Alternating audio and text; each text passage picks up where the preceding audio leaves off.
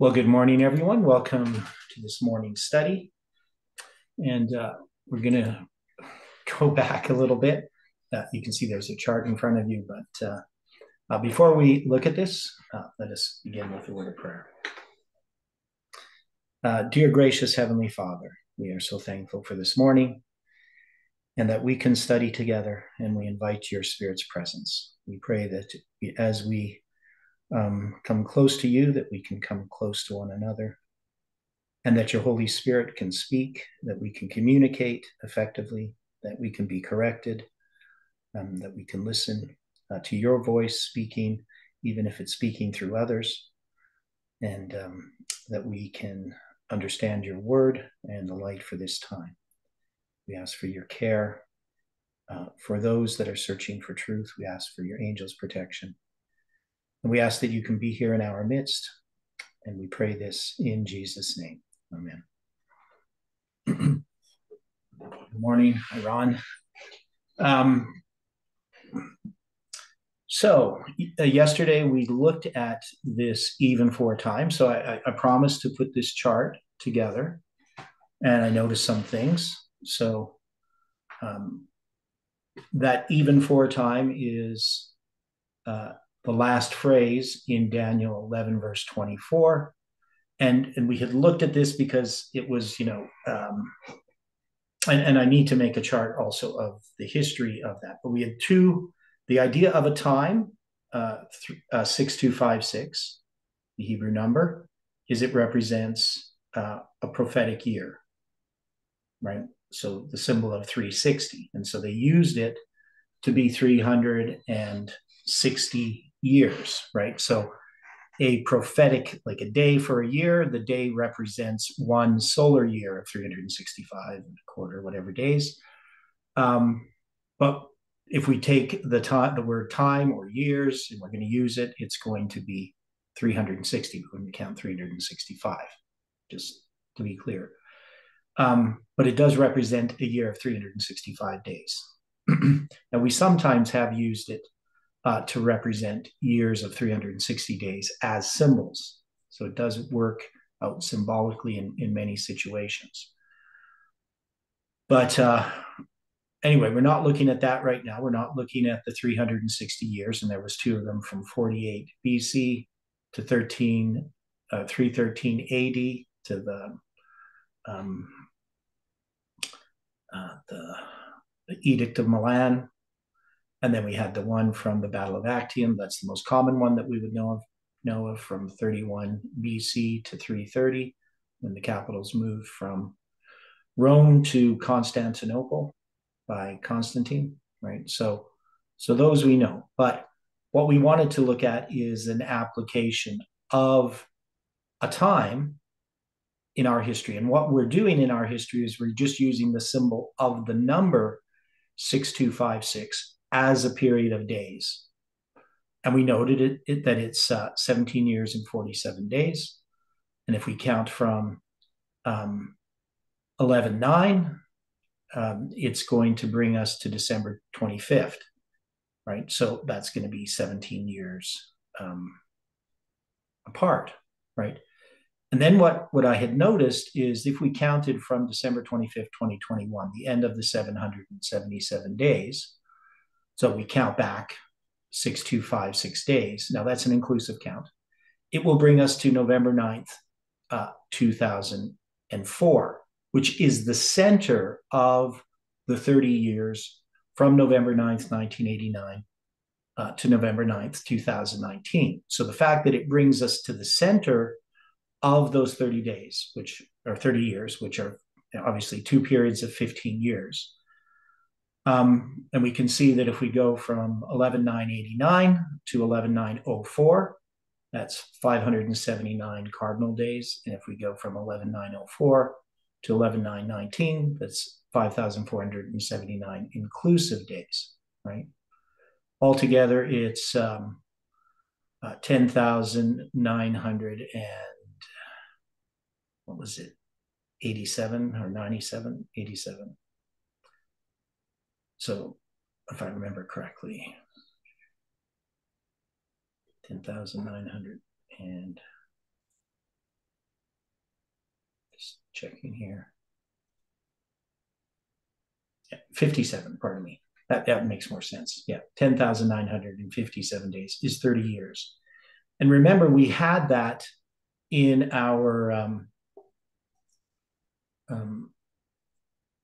lines when we were, whoops, I'm typing it in. Wrong computer. We had that in our lines dealing with, oops, what's happening here?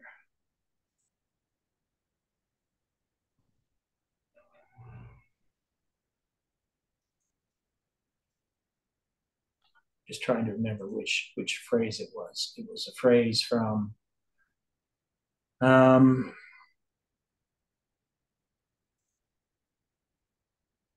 yeah, it was 3316 and 7641 added together, and that came from the story of Jephthah. Right? So that was Jephthah was 3316, and then 7641 was Shibboleth, right? So that added together is 10,957 days. So we know that 30 years is 10,957 days.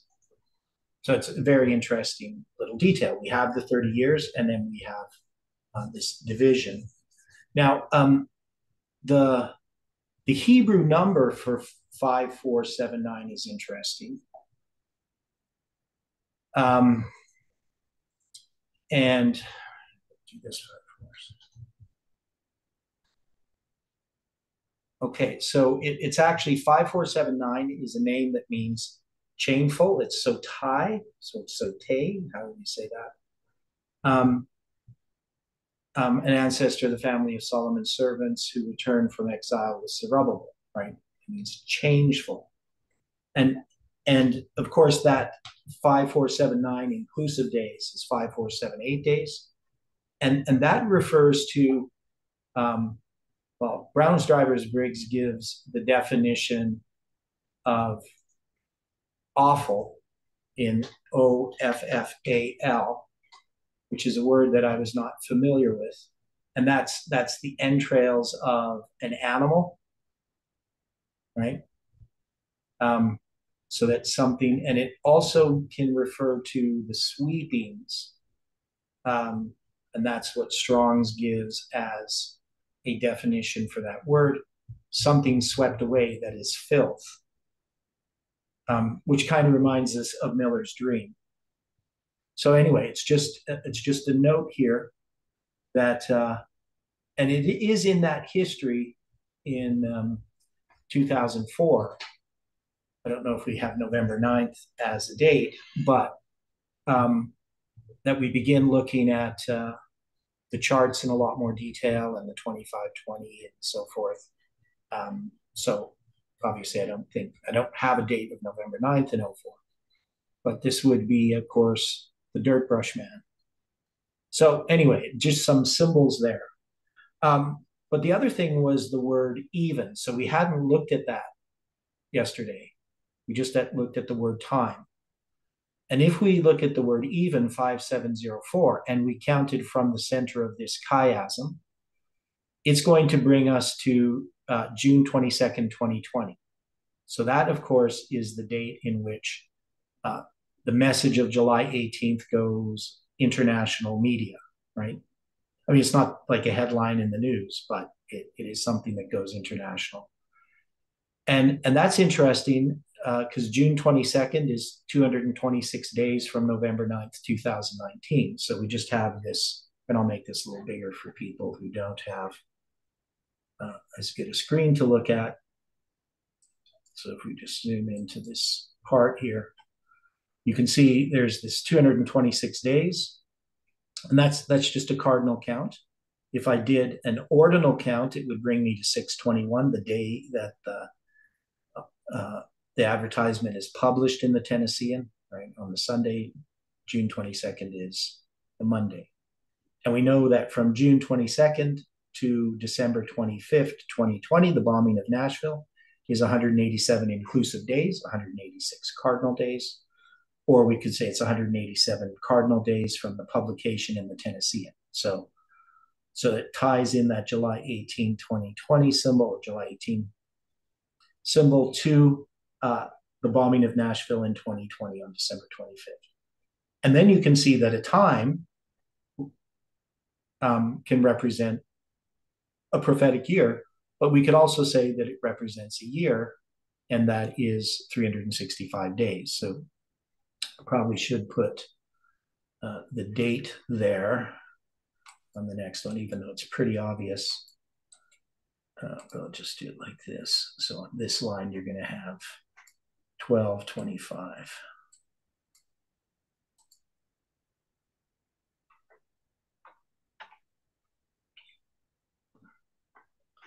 All right, so we got December 25th, 187 days. So I'll move this over a bit.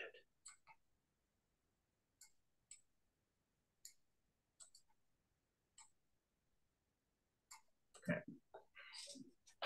That makes sense? So going back to this, because they're going to forecast their devices against the strongholds or from the strongholds, even for a time. And so we have two different interpretations of that text. And according to Swearingen, both of them should be correct as far as these periods of 360 years. And here we have these going back to September 11th to October 28th. So just to remind you of that period of time here to October 28th, 2018, this is going to be the summary. So I'll put it in here, Jeff's summary. Oops, wrong keyboard. There we go.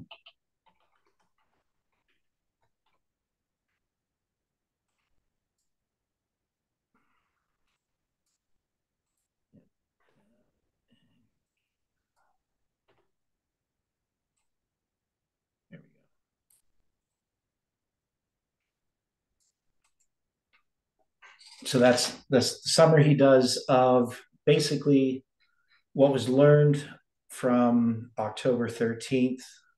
Maybe you could say from October 3rd, when Tass introduces November 9th, 2019. And then the support for it with the 391.5. So that summary summarizes what happened at the camp meeting and what followed with understanding these symbols. Now, it's a very interesting video. I mean, to watch what Jeff says about Parminder, what he says about me, and what he says about numbers and dates and so forth. It is on, the July 18, 2020 study group. It's on the 2520 study group. I'm pretty sure I posted it.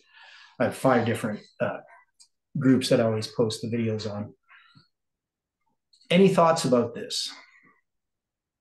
Would we take that this is valid? That this, even for a time, gives us this center of this chiasm, and from the center of the chiasm, it gives us June 22nd, which has these witnesses.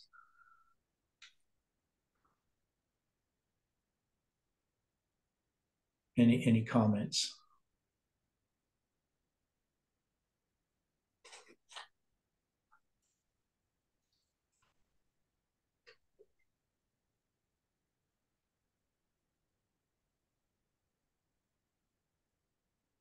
It looks logical. Okay. And it's consistent with what we've done at other times. Now, the one thing I haven't done here is put in the number of days here. And that should be, if we're going to just count a cardinal number, this would be 5,101.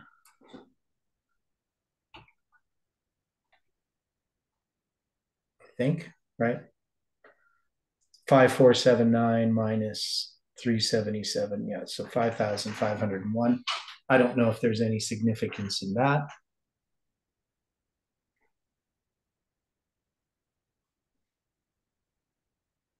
$5,101. I'm just going to look at the Hebrew number, see if there's anything about that.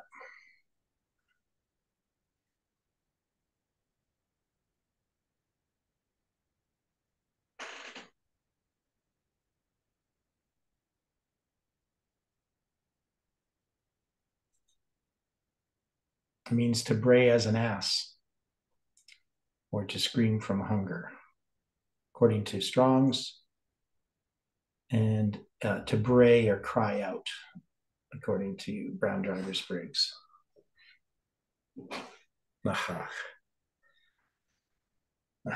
Yeah, so it's, I don't know if that means anything.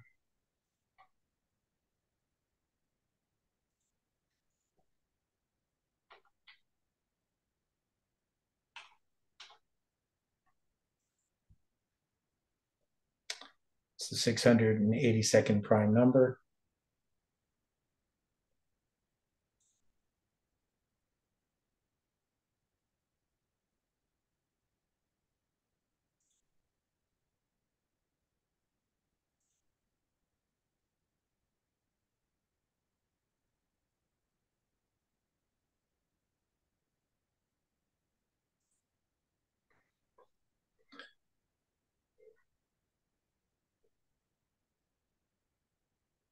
Okay. So that's just finishing tying up some loose ends that we had. And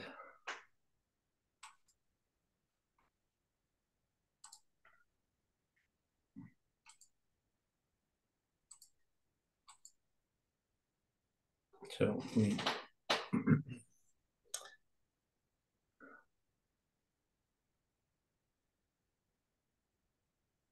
okay. So we started talking a little bit about the following verses, and we hadn't really got too far. So it says that he, pagan Rome, that's Octavian, the king of the north, shall stir up his power and his courage against the king of the south. So we have that being Egypt and Cleopatra under Mark Antony. With a great army, and the king of the south shall be stirred up to battle with a very great and mighty army, and he, Antony, shall not stand. Octavian defeated him in the battle of Actium, for they shall forecast his devices against him. Yea, that feed of the meat of the portion of his meat shall destroy him, and his army shall overflow, and many shall fall down slain. So we can see that this interpretation is basically Swearingen's. We have, I need to open that up.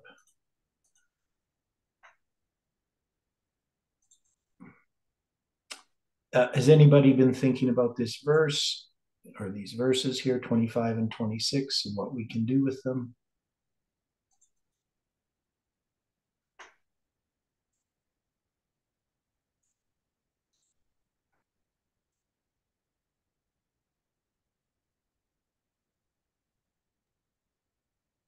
Do we let this remain so very general in this first part of the verse where we have pagan Rome, Octavian, the king of the north? I mean, we have a general, a specific, and a prophetic basically all at the same time. Right. So, yeah, so we have the main symbol, the king of the north. That's the symbol because we have, he's going to come against the king of the south. So right, so we have, he shall stir up his power and courage. Let me see here. I'm just trying to find. No, I mean, if I'm reading it right, and he shall stir up his power and his courage against the king of the south, right? Yeah. Okay. So we need to look at at this in, I mean, we haven't really examined this yet, right? Right. We just kind of accepted it.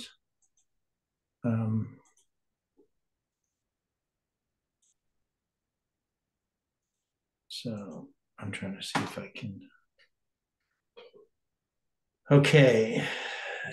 The he in the above passage, this is Swearingen, would obviously still refer to pagan Rome, the new king of the north. Based on our understanding of Daniel 11, verse 5 to 15, the king of the south would still be Hellenistic Egypt. Yet, after Octavian finally subjugated Egypt in 30 BC, this power would lose its status as the literal king of the south. Now, so he says that it loses its status as the literal king of the south. So one of the things that Swearingen does that we do, and we know that Uriah Smith doesn't do, is we don't take the king of the south in Daniel 11, verse 40, as referring to well, how does he do that? Well, I mean, he has it referring to literal Egypt. He doesn't have the king of the north referring to the papacy. He has the king of the first north referring to Turkey. And then he has another power, France. So what I'm saying is he doesn't have the king of the south refer to France, right? In Daniel 11, verse 40. And so Swearingen has the same view that we have, that the king of the south refers to France. And he's marking it here that the king of the south, it does not apply literally anymore to Egypt. Now, I'm not sure if I would agree with him there. I mean, obviously Egypt is defeated. But I had always been marking the time when it moves from literal to spiritual as 538.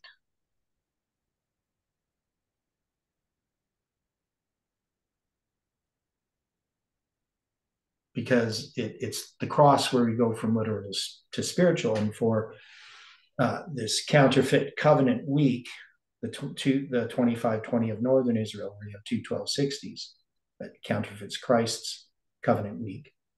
The center, the cross, would mark the transition from literal to spiritual. That's why we can't have literally the king of the south in 1798 and the literal king of the north in 1798. For the simple reason we can't use literal. It has to be spiritual. If we use literal, we'd have to use literal Babylon as well, right? Do we agree with that idea that we need to be consistent when we move? I would agree with that idea, yes. So we know spiritual Babylon is there in 1798, not literal Babylon. And we still see this error within Adventism, not just within the conference churches, but even within so-called present truth movements, and even within our own movement, where the literal and the spiritual get conflated, right? So you have something that's literal and something that's spiritual in your interpretation. Now, it doesn't mean that we can't take something from the literal and apply it as a symbol in our time. But, we wouldn't be looking to, a war in Iraq as a fulfillment of Bible prophecy, as something to do with Babylon, right? We wouldn't do that. Doesn't mean we can't see that there's some symbolic things maybe in a war in Iraq that can be used, that can parallel in other lines, but we wouldn't use that as a fulfillment of prophecy, that a war in Iraq is, Iraq is Babylon, and look at the prophecies in Daniel or Revelation and try to apply them directly to what's happening in Iraq or something. But people have done that. Adventists have done it. Present Truth Adventists have done it. And we have a hard time addressing that problem when something's happening in the news and it appears to parallel in some way some prophecy. But we have to understand those prophecies and how they're applied. And history is repeated. So we can see history is being repeated of fulfilled prophecy. but we have to apply those correctly. So first we need the actual interpretation of the prophecy correctly. So we can't just take the prophecy and apply it to events without understanding its fulfillment, right? So it's the history in connection with the prophecy that is repeated, not the prophecy itself. And some people have a hard time with that. They want to say, oh, well, we can just repeat this prophecy. It now has a literal fulfillment in our time, where it may have had a spiritual fulfillment in the past. So we see that error constantly being used. Okay, so and some people just have a hard time understanding the difference, but it's pretty clear. The difference is when you understand the historical application, that means you're not open to just reinterpret the prophecy in different ways, right? Which, if you believe that the prophecy is repeated, you can just, it's pretty open in interpreting that to events that are happening or about to happen. And when people do that, they draw wrong conclusions, and they usually try to apply literal time. So it's usually connected with time setting of some sort, and which is what this movement is accused of. And in some ways, people in this movement were doing things similar to that, not the movement itself per se, but and we'll see this when we go into the symbolic use of numbers and the studies on Sabbath, as we start looking at how we were doing things and how some people were doing things within the movement. Okay, so anyway, we have this this change that the he marks here as happening in 30, just because Egypt is defeated. But we would know that Egypt still has a role. So I'm not sure exactly if I would agree with him there. Okay, and then we know that we had, like in the previous section, we had the destruction of Jerusalem, right? So I'm not really sure what's Swearingen saying here. He's going to deal with Ptolemy. Well, I'm going to read what he says about Pompey, and then he's going to talk about Ptolemy. Okay, it says, while Pompey was in the process of subjugating Judea Syria in 64-63 BC, he was aided by the Egyptian king Ptolemy XI Eleutes, who was later driven out to Rome in exile because of a revolt in Alexandria in 58 BC. After a usurper named Archelaus was placed on the Egyptian throne, the exiled Ptolemy XI appealed to the Roman Senate for his restoration of power in 57 BC. After securing a senatorial support, he would recruit one Aulus Gabinius, the proconsul of Syria and protege of Pompey, to lead an actual invasion of Egypt in 55 BC. The military operation proved to be a success, resulting in the death of Archelaus. Thus, this restoration of power left Ptolemy XI indebted to Rome. When Ptolemy XI died in 51 BC, his will revealed that he had bequeathed Egypt to Rome with the stipulation that his two oldest children, Cleopatra VII and Ptolemy XII, Theus Philopater, should marry and reign jointly. Caesar would eventually appear in Egypt after his defeat of Pompey at Pharsalus in 48 BC to settle a dynastic dispute that would eventually take place between these two co-regions.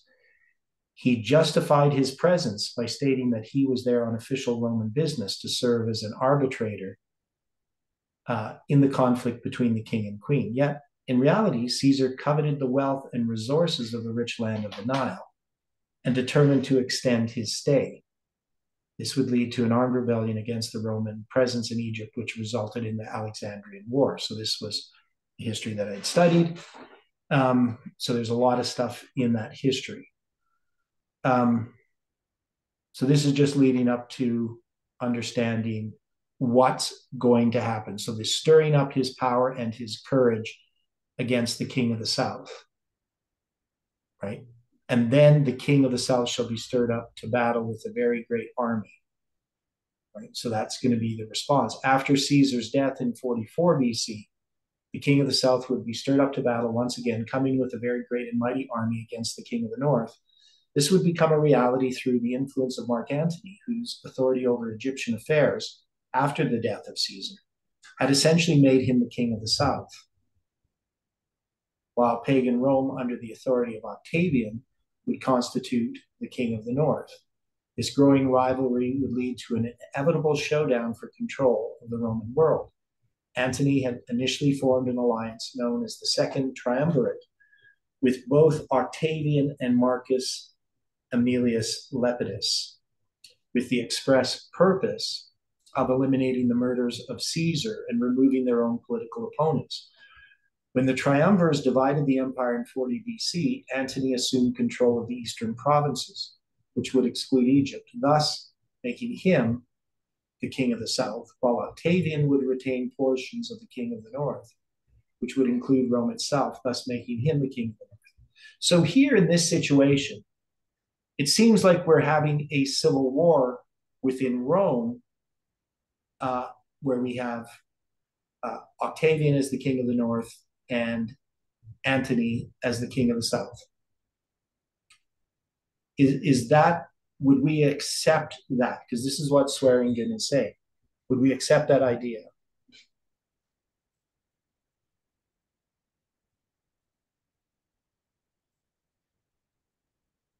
Now we put Egypt and Cleopatra under Mark Antony, right? So Mark Antony is really the king of the south in this idea of Swearingen's. Octavian's the king of the north. So this is a type of civil war between Octavian or Caesar Augustus, not Caesar yet, and Mark Antony, right? All right. Does that make sense, what he's saying? That we're going to take the symbol of the king of the south and attach it to Mark Antony? Well, historically, that could work. Yeah. Okay, so we had a civil war between the north and the south in Greece, and now that has moved to that battle, in a sense, is still continuing, even though it's really under war under Rome. So that Egypt was given to Rome, according to what Swearingen is saying, with the death of Ptolemy the 11th, right? So Ptolemy the 11th died, and in his will, he gives Egypt to Rome, but it's still going to be controlled by his son and daughter, who are supposed to be married, Ptolemy the 12th and Cleopatra the 7th. But Rome is still kind of in charge of Egypt. It hasn't really conquered Egypt completely, because they're still going to have these kings, king and queen, still going to have the monarchy. Can we accept this, like, prophetically as a civil war then?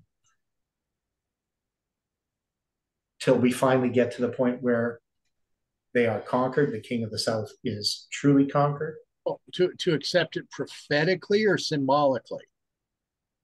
No, this is the prophecy, that the prophecy is fulfilled by Rome actually taking over Egypt, but it does so in a civil war, with the idea that the north and the south are now representing parts of Rome as a civil war, not two different nations, right? Because under Greece, it was, I mean, you could say they're two different kingdoms, the Ptolemaic, and the Seleucid, but it's still this division of Greece. And so Rome inherits these symbols of the king of the north and the king of the south,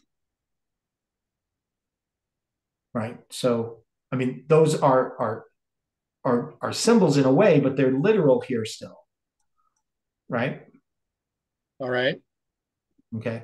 And that this is a direct fulfillment of prophecy. We're not making an application outside of this prophecy. We're just saying that Rome is in a civil war. That's the question. because Egypt's been given to Rome, but in order for it to ultimately conquer it, there has to be this civil war. And Mark Antony, he wants to be in charge, right? So he becomes the king of the South. I mean, it's Egypt, but Mark Antony is really the one who represents the king of the South if Octavian's the king of the North. Right? Because you asked the question about pagan Rome, Octavian, king of the North. Um, it's obviously pagan Rome, but Rome also is owning Egypt at this time, according to Swearingen, because of Ptolemy the 11th's um, will, right?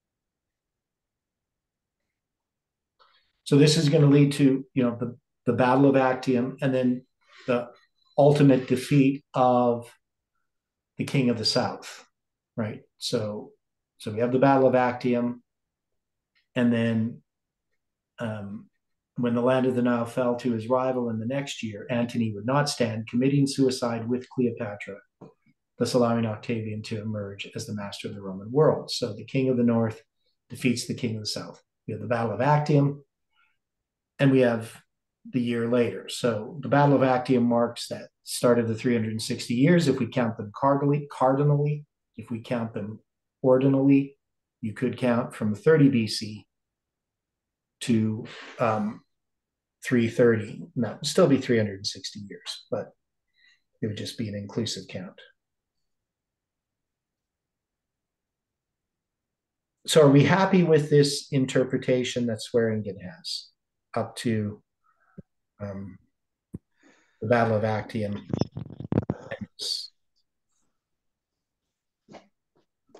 Start of this 360 years.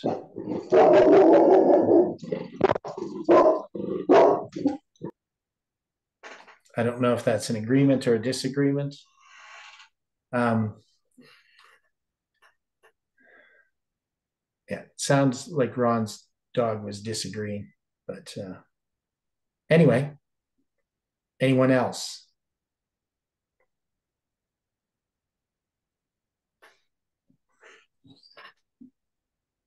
Well, I'm trying to follow through on a point that you're verbally made, dealing with the will of Ptolemy the 11th. Okay. Yeah, so Swearingen says that the will of Ptolemy the 11th had bequeathed Egypt to Rome with the condition that Cleopatra the 7th and Ptolemy the 11th, or Ptolemy the 12th, pardon me, become king and queen and rule it. So it's kind of under Rome, but with this caveat. I mean, that's what I get. Do you have information on that? Well, the reason I'm questioning this from Swearingen is that Ptolemy the 11th did not reign that long. Okay. He reigned in 80 BC. Yeah. Cleopatra, the one that we're dealing with Mark Antony and with Julius Caesar, didn't come along for quite a while. Yeah. Yeah. So I'm having to wonder if this is a typo on the point of those that were transcribing Swearingen's document, or if Swearingen himself entered something that was not correct, because I believe that it would have been the will of Ptolemy the 12th, leaving it to Ptolemy. Not Ptolemy the 11th. Correct. I realize that's nitpicking, but it's still a major point. Okay. So, yeah, well, it's important, I mean, to get things right. So, yeah, so it must be Ptolemy the 12th. Right. Okay. So yeah. So I mean, maybe I read it wrong. I'm just gonna forget. Um,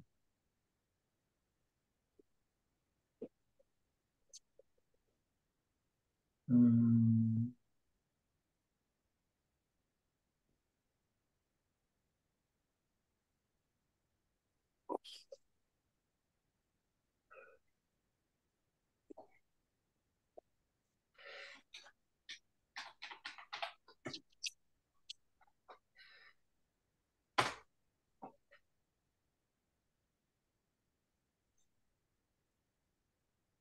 yeah, must be okay. Honoring the will of the late Ptolemy the 11th. No, he replaced Ptolemy 12th with his brother Ptolemy the 13th. Okay, so no, it's correct. Um, so if I'm okay, it says here,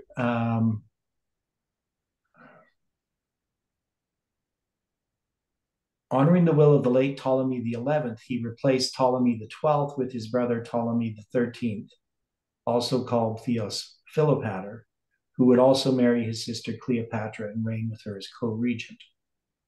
So this is in the will of Ptolemy the 11th. Um, and so what Caesar is doing is honoring this. So it is in the will of Ptolemy the 11th, but Ptolemy the 12th is the king or whatever at that time.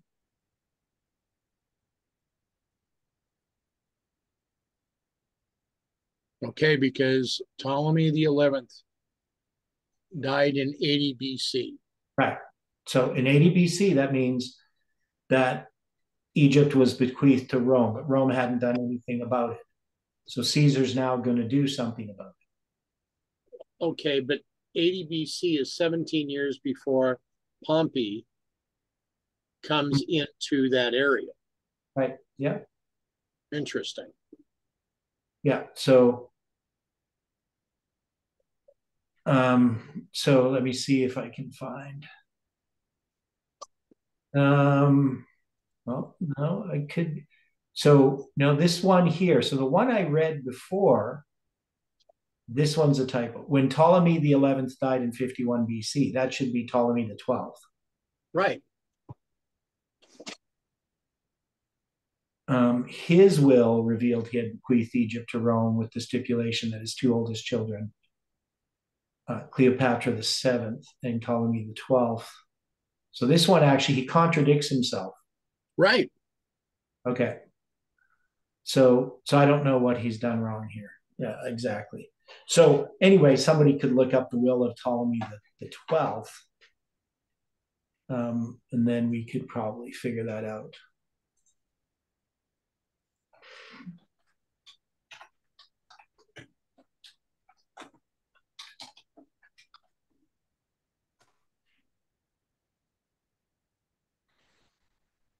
Yeah, it was Ptolemy the 12th's will that stipulated that Cleopatra the 7th and her brother Ptolemy the 13th should rule Egypt together. To safeguard his interests, he made the people of Rome executors of his will. Yeah. So since the Senate was busy with its own affairs, his ally Pompey approved the will. So by making them the uh, executors of his will, in doing so, that opens up this door for them to come in and eventually conquer Egypt. Now, see, here's the point. When we're Okay. looking at this, Ptolemy the 10th died in 88 BC. Yeah. Ptolemy the 10th wrote a will that left Egypt to Rome in the event that he had no surviving heirs. Okay. So Okay. there's a whole progression of the king of the south sort of connecting itself to Rome. Correct. Mhm. So Ptolemy the 12th continued a very pro-Roman policy to protect himself and secure his dynasty's fate. So in 65 BC, the Roman censor Marcus Licinius Crassus proposed that Rome annex Egypt. That's 2 years before Pompey takes Jerusalem. this to reorganize Syria and Anatolia. Mm-hmm. Okay, so it's good Swearingen made some a typo there. So this shows this progression of. So the King of the South in our history, what is it revealing? What is it representing? So one of the things that we have looked at when we've tried to address our present truth application of these lines is we sometimes look at, well, what does it mean overall in the bigger line, the line of the Seventh-day Adventist Church and so forth.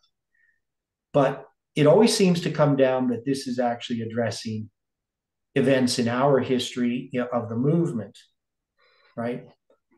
It always seems to come closer to home. Especially when we start dealing with all these symbols and numbers and everything, it starts to go into our history, not so much the history of the Seventh-day Adventist Church, right? That's what we've been finding. Agreed. Okay. So we have these kings of the South as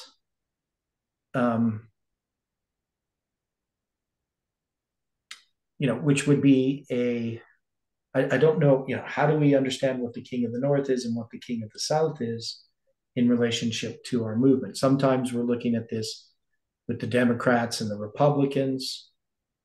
Sometimes we get, these conflicts start to look like more like events that are happening within the movement. So, for instance, when we looked at 23 and 24, those verses that we had just sort of finished off, we could see, well, this starts at 9/11, but this is going to be fulfilled, and we probably should fill this in red, the different things. But this is going to address things happening in our movement itself, right? It's not so much what's happening with the Seventh-day Adventist Church, even because we start seeing that Pompey, well, does he represent Parminder? I mean, obviously that would have nothing to do with the Seventh-day Adventist Church.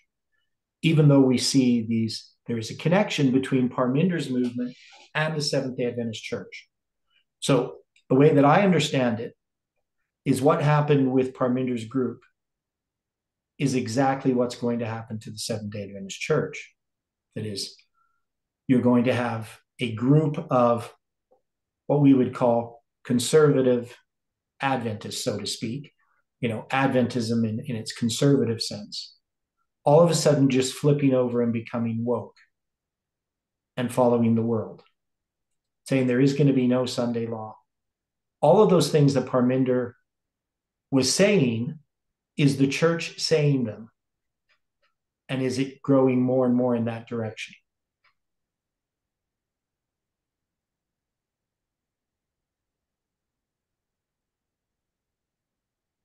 I'd have to think about that. Well, I mean, what was the church's stand, to a large degree with BLM? Parminder's movement's going to be supporting that type of thing before the church is in that big way. And I mean, I know people, conservative Adventist ministers, people who would believe, the daily is, paganism, blocking me, defriending me, because I didn't support BLM.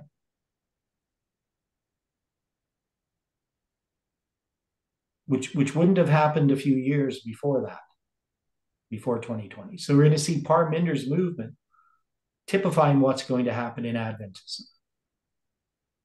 That switch, right? Now that switch is still happening within Adventism. But it has been happening for a while.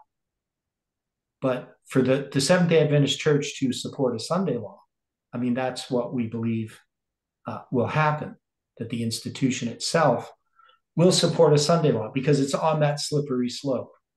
I mean, once down that path, it's going to be hard for the church to turn back. And not even just supporting a Sunday law because the state has it, but actually urging a Sunday law by the state. So being one of the instigators proposing the Sunday law, right? That's what we believe from what Ellen White has said. You know, in large meetings in the open air and so forth, Ellen White says we're going to have our ministers with the hellish torch of false prophecy urging upon us the necessity of keeping the first day of the week. So, so that's the direction things are going. But if we're going to look at this, and that's 23 and 24, we believe those are kind of a unit, right? That when we look at 25 and 29, we're going to go back to that battle of Actium, right? Because this is going to go all the way up to the destruction of Jerusalem and then the diaspora. So here, when we go back to the battle of Actium, we keep going back, right? So we get a line of prophecy, it brings us up to a certain point, which symbolizes ultimately the Sunday law and what happens.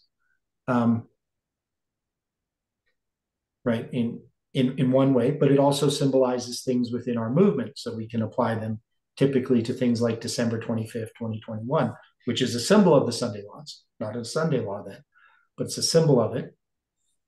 So that addresses something within our movement, which is then typifying something that's going to happen on a larger scale within Adventism. So does that make sense? So we have a historical application of Daniel.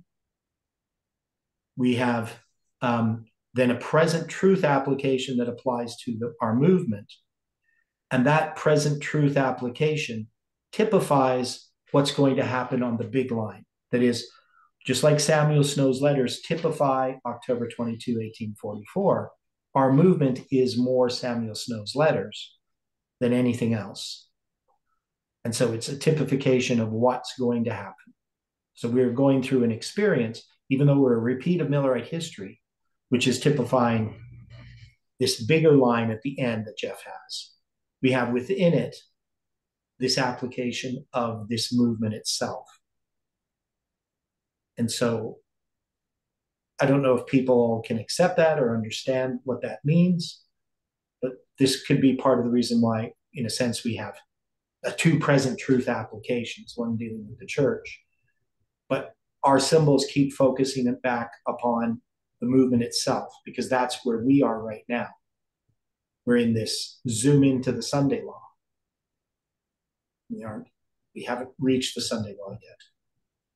And that's why we can understand this history. And this typification has time attached to it. The Sunday law itself does not. That is, we can't predict the date of the Sunday law or the close of probation or the loud cry or any promise of special significance, right? Because we only have time in our movement.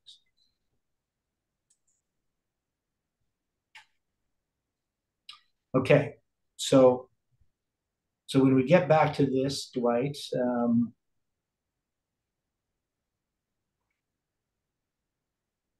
so we have, as you're pointing out, we have this history of these Ptolemies, these kings of the south. Now, it doesn't explicitly mention this here, but it would be part of Rome stirring up its power against the king of the south. And this is going to happen because the king of the south has opened the door to this happening. So going all the way back to Ptolemy X, in his will. So it's his will that how do they put it here? Well, what I'm going to have to do is read some of the other history, because the first time I'm seeing this is that Ptolemy X places in his will that if he has no legitimate heir, that he wanted Egypt to go to Rome. Yeah. Now, right? this, of course, is a constant rumor, right?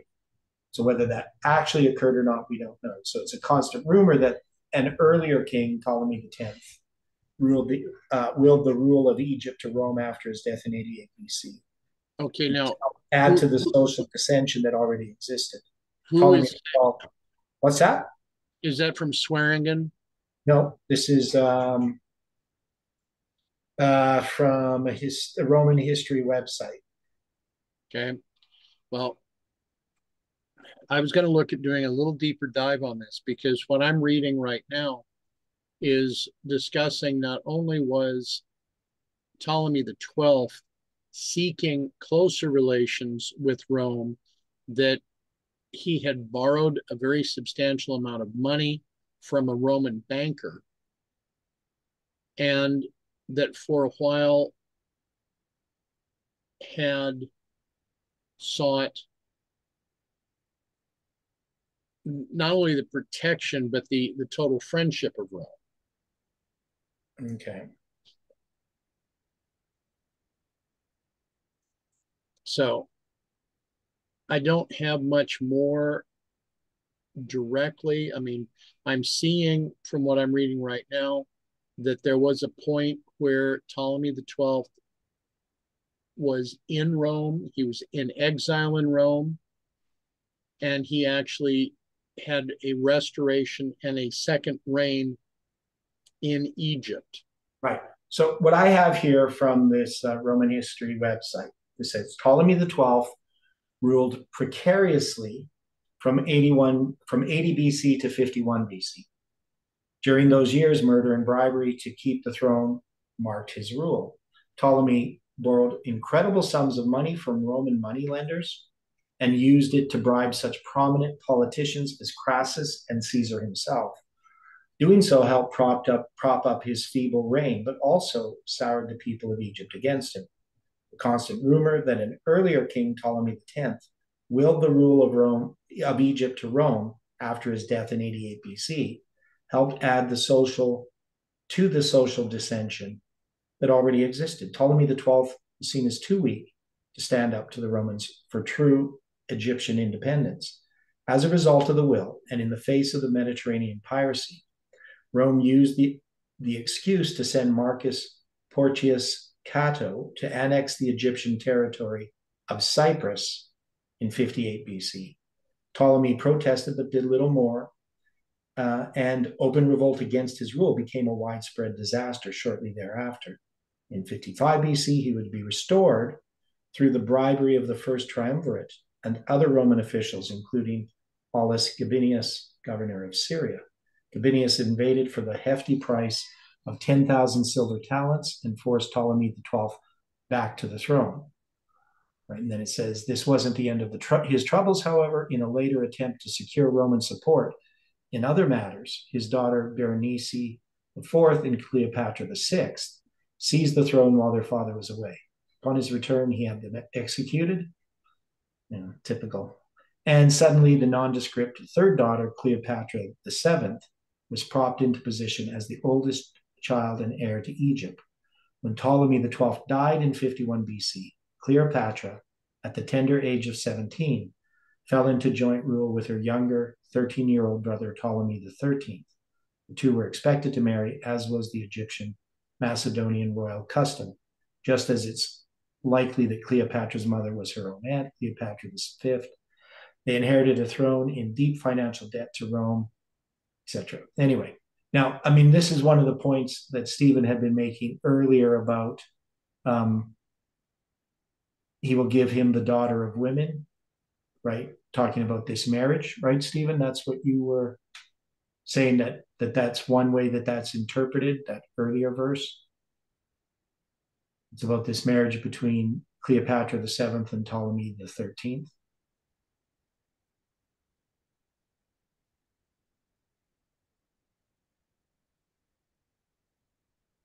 Stephen? Hello, yes? Yeah. Is that where, so that was what you were referring to before? Yes. Yeah. Okay. So, and I mean, it's always a possibility that that's what it's referring to, but we took it a little bit different that was God intervening in this history. But in that case, the he would be a Caesar giving him, Ptolemy the 13th, the daughter of women, Cleopatra, but she would not stand by him, and etc. But we looked at that. Anyway, that's what you're referring to. Okay. Just want to be clear. Yes. Okay. Okay, I'm just going to read on here a little bit about this because this has some of the stuff that we're talking about here. Fortunately for the young rulers of Egypt, Rome was too preoccupied to act on the will of Ptolemy XII, which likely granted significant reparations. Cleopatra stepped into the forefront of Egyptian politics, mostly ignoring her young brother. Rule was practiced essentially only in her name, and she likely created a significant rift within the Alexandrian elite class. By the time civil war broke out between Caesar and Pompey, along with the Republican forces in 49 BC, Cleopatra was firmly in control of Egypt. However, Gabinius, the man who had restored her father to the throne just 6 years prior, was still settled in or near Egypt with the bulk of his forces, and he was a supporter of Pompey. When Pompey fled Italy from Caesar's advancing armies, he naturally looked to his supporters in the east for aid, making Gabinius, and therefore Egypt, a likely target. Pompey requested 50 Egyptian ships and grain supplies for his men from Cleopatra, who had little choice but to comply. When word spread that yet another Egyptian ruler had cowed before Rome, the backlash was terrible. The Egyptian aristocracy, and likely the bulk of the population, immediately came to support her brother Ptolemy XIII, and Cleopatra was ousted from power. She fled to the east, Arabia and Palestine, where she recruited her own army to wrest control back from her brother. By the time Cleopatra began to march west, however, Caesar had won the Battle of Pharsalus, and the man she supported in the Roman conflict was lost. As Pompey fled to Egypt, the motivation for Ptolemy XIII to behead him and present it as a gift to Caesar was quite clear. Not only would he provide Caesar with proof of his rival's death, but he thought to ingratiate himself by showing that he never supported Pompey, unlike his sister. When Caesar arrived with just 40,000 men, or just under one full legion, he immediately took over the palace and presumed to secure his authority. Though tensions were strained with the locals, the Egyptian armies of both sides were facing off in the Egyptian Delta, and Alexandria was open to Caesar. Despite tension and resistance from the general Achilles, Caesar managed to secure his position. He had 3 goals while in Egypt: secure grain and repayment of Egyptian debts, and also to settle the matter of who should rule. Caesar privately requested a meeting with Cleopatra in order to take stock of her before making a decision. But her return to the palace while her brother's ministers controlled the city, despite Caesar's legion, was perilous at best. The young queen devised a plan to get to Caesar and block any attempts by her brother to secure the throne without her saying the matter. So I mean, I've studied this history, Caesar and Alexandria, what happens, how Cleopatra gets to Caesar, and eventually Caesar manages to escape, in a sense. So he becomes trapped in the city of Alexandria during his siege of Alexandria. So, I mean, there's lots in here to sort of sort it out.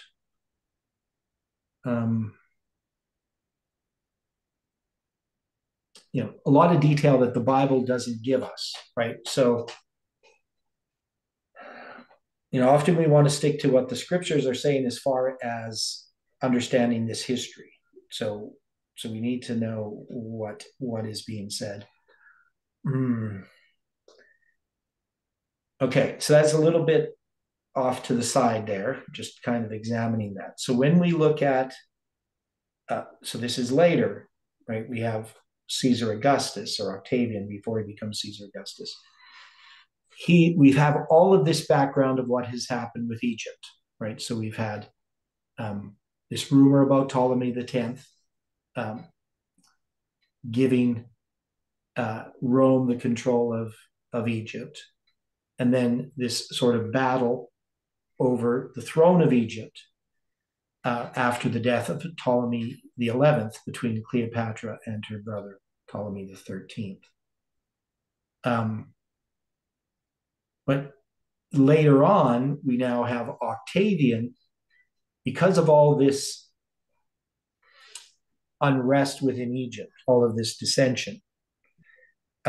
He's able to come and Mark Antony, of course, is now the king of the south. He's going to defeat Mark Antony and Cleopatra in the Battle of Actium, right? So we know that stirring up his power and his courage against the king of the south, this would be Octavian. So it is pagan Rome, and there is sort of precursors to this, but we can't really go too far back with this of where it's placing us. It's bringing us to the time of Octavian, because Mark Antony is going to be the king of the south. So this is that civil war that exists in Rome. So we can say this is a civil war. After all that sort of diversion, it adds to what we're saying, right?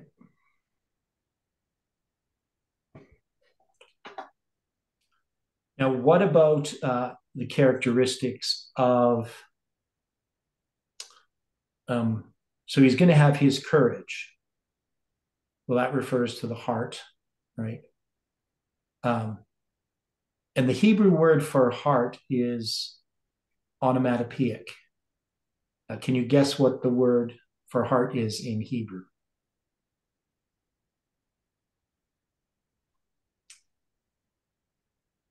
Anybody guess without looking it up?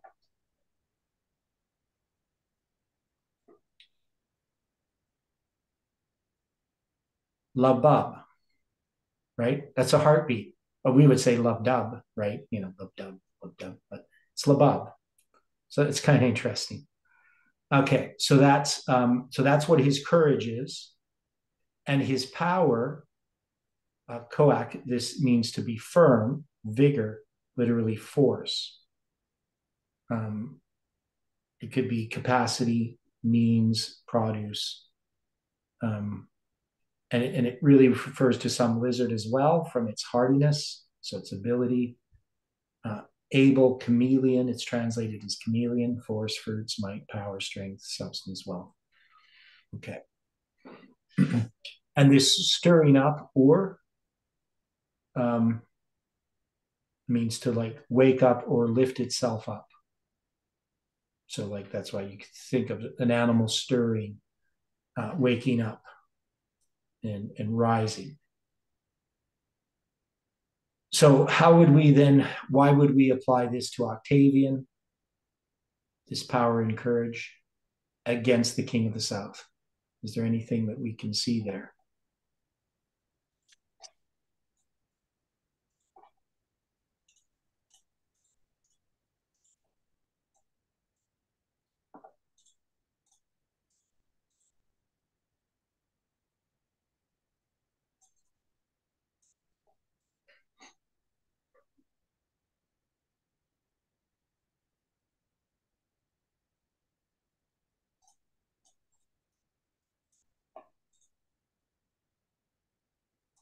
I don't directly know how to answer your question, so I'm going to have to study a bit more.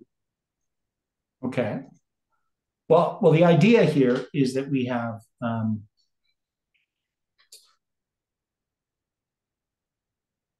he says it's Octavian, right? And he's going to stir up, that is like somebody waking up, like waking up and arising, his power and his courage against the king of the south.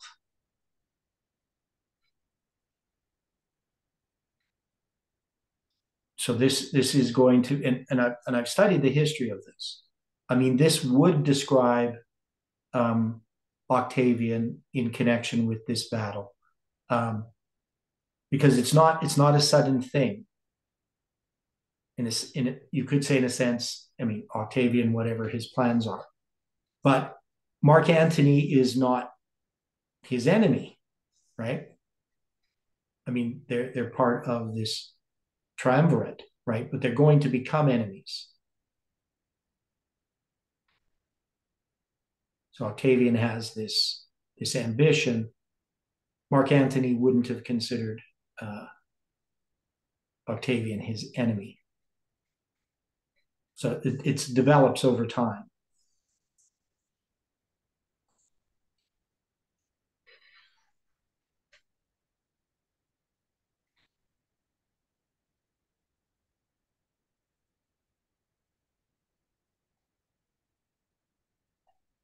Okay.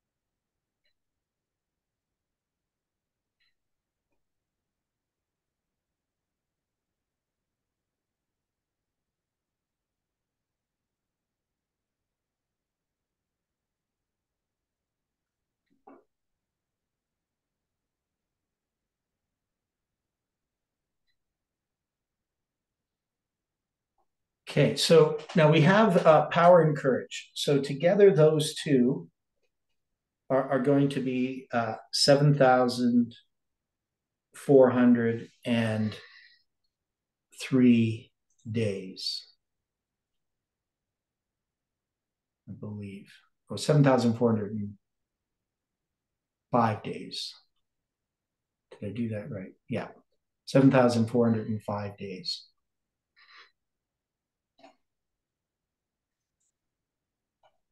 Now, from 9/11 to 7,000 to December 25th, 2021.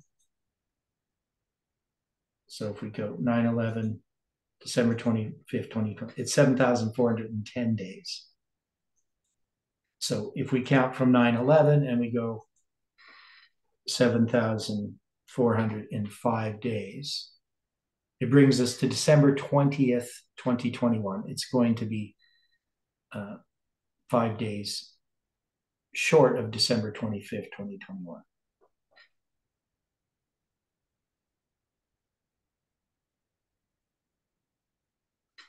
Can we take that as significant? I mean, it's 5 days short of December 25th, 2021. So 7,405 days, not 7,410 days.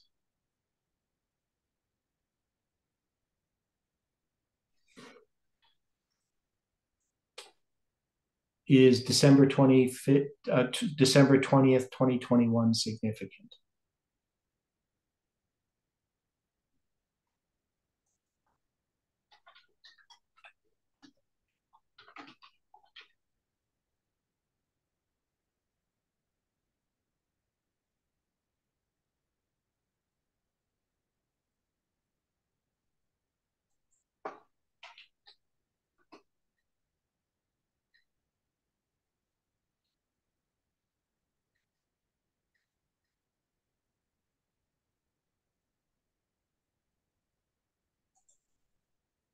It's interesting because when you write it out digitally, 12, 12, 20, 21. 12, 20, 20, 21.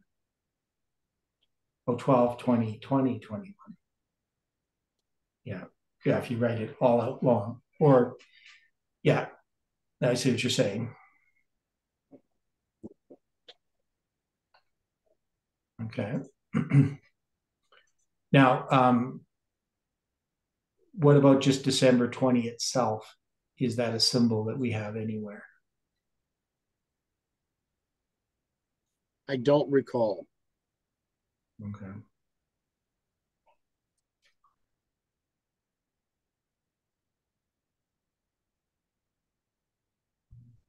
if we counted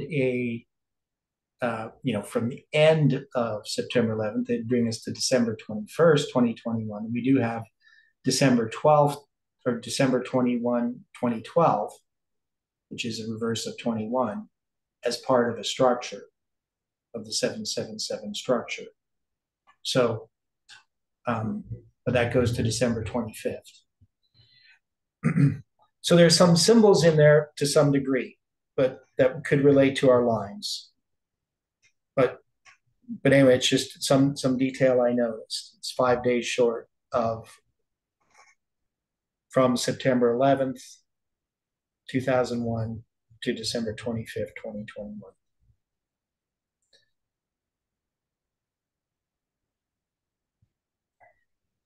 Now, I know in that time, I'm preparing for those meetings that I had invited everyone to, and I'm going to be, addressing details of, I go back there, talking with the different groups and trying to schedule the meetings, but I don't know anything specific about that date.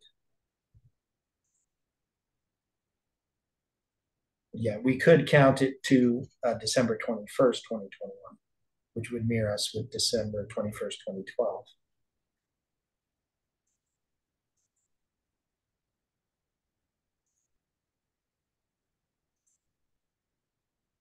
Okay.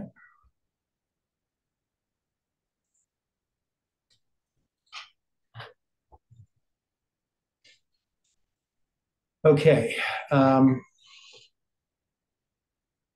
So we have that part. We can figure this out. Now, as far as the king of the south being Mark Antony, so we have Egypt and Cleopatra under Mark Antony as the king of the south. But we're saying really Octavian's the king of the north, Antony's the king of the south, Mark Antony.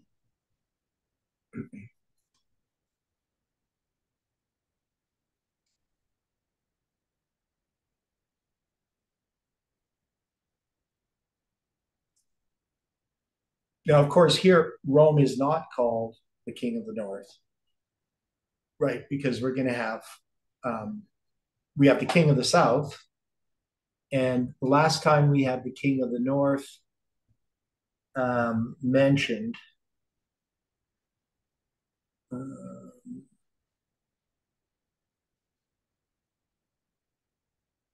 is quite a bit earlier.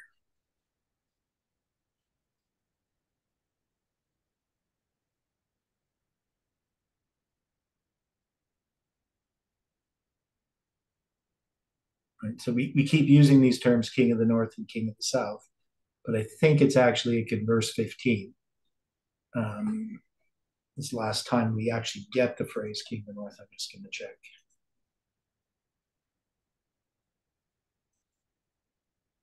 Might be missing something.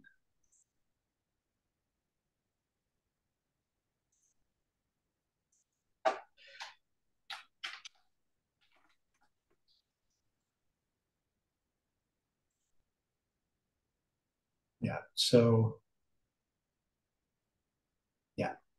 in verse 15 is the last time we get the phrase king of the north until we get to verse 40. Right. So the phrase king of the north isn't occurring, but we keep talking about it as the king of the north. Okay. But the king of the south is still being mentioned, directly by name. And of course, when we get to chapter 40, we're going to have the king of the north and the king of the south. But we know that in this case, the king of the north and the king of the south in Daniel 11, verse 40, are not to be taken as the literal territory of the king of the north or literal territory of the king of the south. That these are now to be understood spiritually, just as we would understand Babylon spiritually. Right? So the king of the north is going to be the papacy. The king of the south is going to be France in Daniel 11, verse 40. But here, Rome is the king of the north, even though,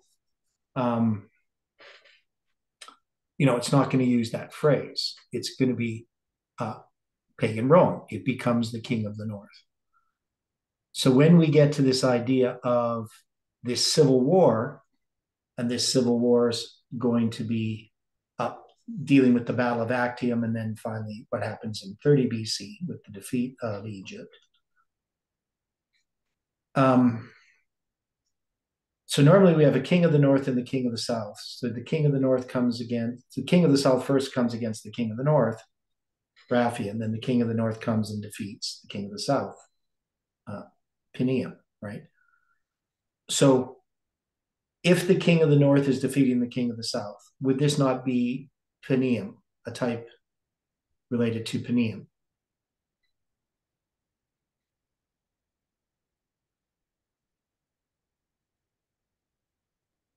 Likely. Okay. Now we had Caesar Augustus representing, when we were dealing with the presidents of the United States, he's going to represent Obama, right?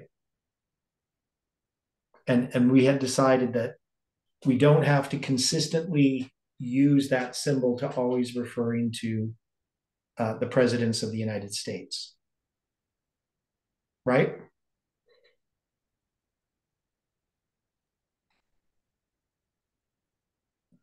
I would think that to be correct. That there are times we do that Augustus is going to represent Obama, but other times he doesn't. And that's because we're basically in different lines, that this is not one continuous line. In Daniel chapter 11, we have different lines, and they start at a place. So the king of the north defeating the king of the south, we can place it at different places, right? Because the battle of Panium, we can say the battle of Raphi is 1798, and the battle of Panium's at 1989. And so we could place this at 1989. Obviously, the president is not Obama in 1989. Right. So that's where I'm going here with how we're trying to understand this. That when we take these verses, we put them back, and we have our line of our history, and we can take these and place them in our line. Now we know that November 9th, 1989, and September 11th, 2001, and November 11th or November 9th, 2019, all share the same symbol, and that we can say that they're all the same waymark in at certain times, right? That is, we could say, well, this is 1989. We could also say that it's 2019. So it could be something within our movement that we mark at 2019 when the king of the north defeats the king of the south.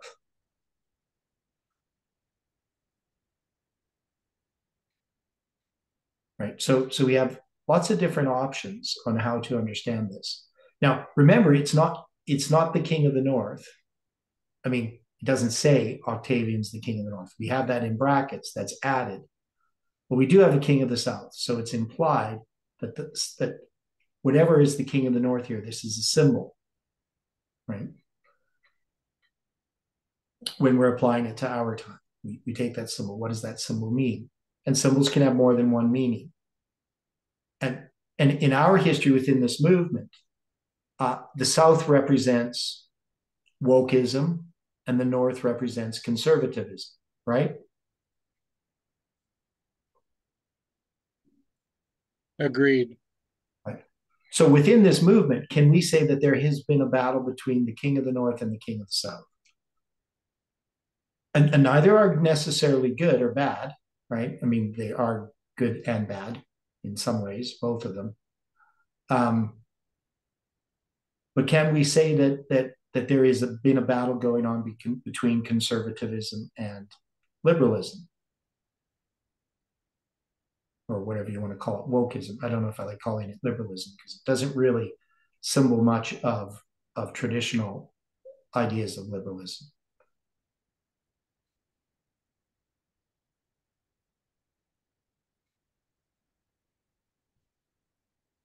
So the Battle of Actium, I mean, we have these structures, right? So what we had said, going back to the beginning of this study, we basically had done this already. So we had taken the Battle of Actium that has this 360 years, 2 periods of it, and we applied 2 periods of the symbol for 360 years, 6256, and we tied together 9/11 and 11/9, right? Plus the end of our line, December 25th, 2021. So can we see that the Battle of Actium is here being represented within this movement? Can we agree with that? Or is that a stretch? And it's not just the Battle of Actium as well. It must have also something to do with the other period, which is from the Battle of Pharsalus to the Edict of Milan.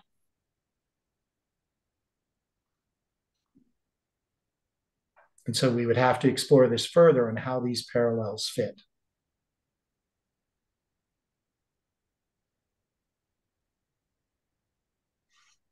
So remember, that was the end of verse 24 that gave us this even for a time, but it's pointing forward to the period from the Battle of Pharsalus to the Edict of Milan and the Battle of Actium to the movement of the capital from Rome to Constantinople.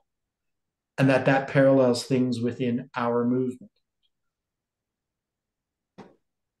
as symbols, right? Not necessarily, because we don't have anything on November 9th, 2004 as a specific date, unless we could somehow find that in the structure dealing with what happened in the movement in 2004 in connection with understanding the 2520 and all of those other truths connected to that, right? The understanding of 9/11 itself.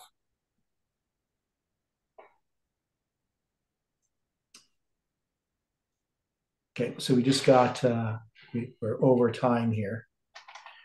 So anyway, we'll come back to this tomorrow.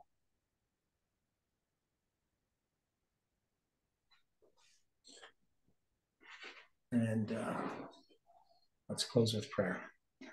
Dear Father in heaven, thank you for the study this morning. We ask for your continued presence throughout this day and that you can bring us together again to study your word.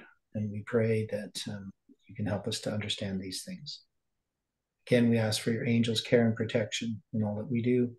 And we pray this in Jesus' name. Amen.